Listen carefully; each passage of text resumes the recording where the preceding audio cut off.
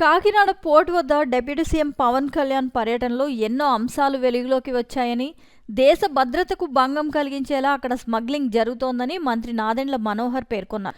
Kakinada port దగ్గర తనిఖీలు ఎందుకు అని అందరూ ఆలోచనలు చేస్తున్నారని, జగన్ సీఎంగా ఉన్నప్పుడు డోర్ డెలివరీ పేరుతో 969 వాహనాలు కొని 16,000 కోట్లు వృధా చేశారని మంత్రి ఆరోపించారు.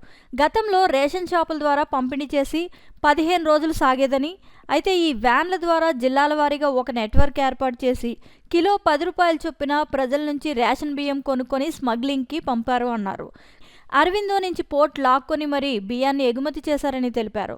38,02,000 మెట్రిక్ టన్నులు విశాఖ నుంచి పంపించారని, కాకినాడ పోర్టు నుంచి 30,18,400 మెట్రిక్ టన్నుల బియ్యం అంటే సుమారు 48,537 కోట్ల రూపాయలు విలువ చేసే బియ్యం ఎగుమతి చేశారని మంత్రి అన్నారు. దీని వెనుక ఎవరెవరున్నారో బయటికి లాగుతున్నామని తెలిపారు.